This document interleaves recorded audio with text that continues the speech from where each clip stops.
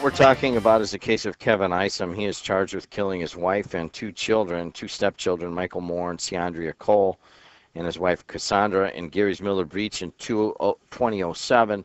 And finally, this thing's getting ready to go to trial, and it was declared a mistrial yesterday as they could not seat jurors. You got any questions or comments? We'll take them. 219-845-1100. Let's go to Attorney Mars Gonzalez. Mars, how are you?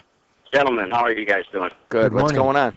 Hey, well, I had five death, co-counsel and 5 death penalty cases at the trial level, and no one got the death penalty. So I had one on appeal, and got a guy off death row, and I retired from that. But I was one of the first Criminal Rule 24 certified death penalty lawyers, so I can give a little insight and maybe answer some question that the prior caller had. You know, why is it so important to develop the facts at the trial level versus the penalty?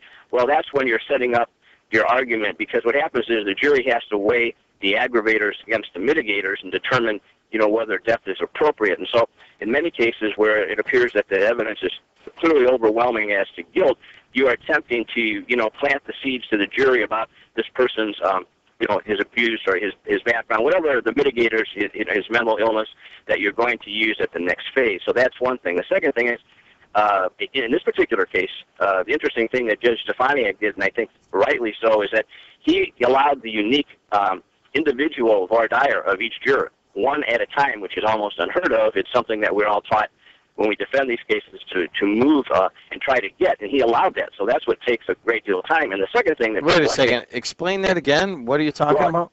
Well, generally, you get, as Dave knows, in a civil case and most criminal cases, you fill up the box with 12 potential jurors. You got the rest of the courtroom filled with the other ones by number, and you just ask questions as a group. In a death penalty case, you have an option in which you granted is you're just talking one-on-one so that you don't get any kind of taint or spillover from if someone is going to say something that, in an effort to get off the jury, or, this guy's already guilty, or, yeah, he deserves a death penalty. In this particular case, you've got an individual voir dire, and that's what takes so long. Secondly, you're going to have to be sequestered. These guys are going to be in a motel, the jurors, for like 4 weeks, and, who can afford to do that?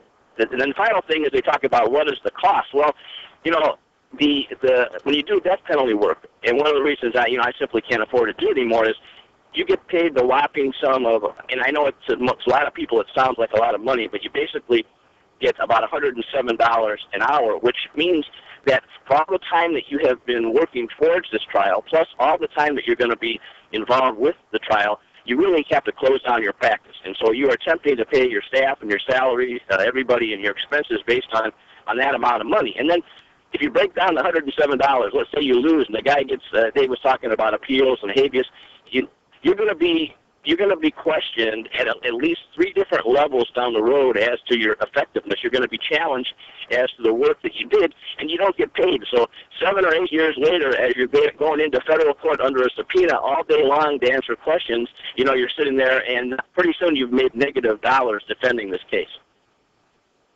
Wow. All right. Mars, you pretty much cleared up everything. Thank you. Well, I'm getting a little tired of carrying Gladish, but, we've got to take care of our brothers. All right. Thanks a lot. Talk to you. You know what? I know $107 sounds like a lot, but even, my wife doing criminal and family law, I mean, you got to pay your practice. You got to pay for the education and all that stuff. It all adds up. And Herb Chaps and Casey McCloskey are doing this in that area. I can't even imagine what happens to the rest of their time. I mean, this has to take up all their time just about. And like Marcia said, if you're going to be subpoenaed, you have to testify and defend your actions, because one of the defense arguments is normally if you're convicted is that you get fired and they retain new counsel, and then that new counsel points back to the prior attorney, says, hey, this individual is Let's talk about Kosmanoff real quick, because okay. It's on the front page of the Times, and it's a huge story.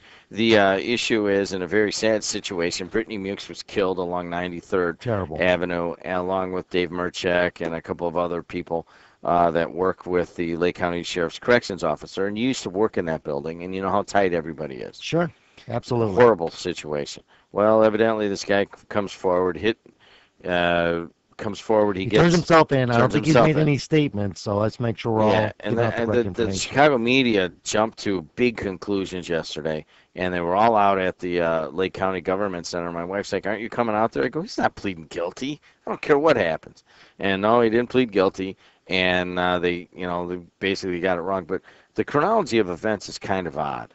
All right, he was charged with leaving a scene of where he caused a death, and some other charges. Here it is: failure to stop after an accident resulting in death, and 3 counts of failure to stop after an accident resulting in serious bodily injury. These are pretty serious charges, Sure. but they're not reckless homicide. So evidently, Attorney Jim Thuros, who has been around, and Absolutely. especially with his dad too, I mean, he's seen it all, and he says calls some sort of special hearing to go in front of Judge Sal Vasquez. Then what happens? In that instance, what they did is they had moved to modify the charges and escalate the penalties here. In this instance, because it is a violent crime, and this is in the paper today as well, that he had been expected to plead guilty to the lesser charges, but once they escalated the charges, then there was a motion filed that was sealed and a gag order was issued. Basically, the court at that point in time is not allowing the public to see what was filed with the court and telling both the prosecutor and defense attorneys not to talk about the case. So that's what the gag order is. Now, in reference to, he now faces 8 felony counts, including reckless homicide in the death of Brittany. And in what's pointed out is, which is very important, is that now he faces consecutive sentencing. Normally you can have concurrent versus consecutive. Concurrent means that you can have multiple charges that you're convicted of, and the amount of time that you receive all runs at the same time.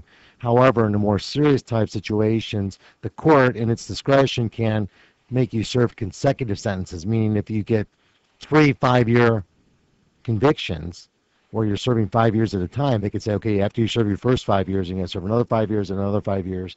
So that's what really escalates the time that he's facing now, is if the judge decides to sentence him consecutively as opposed to concurrently. I've never heard of this either. I mean, there's a lot of things that, just as a general observer.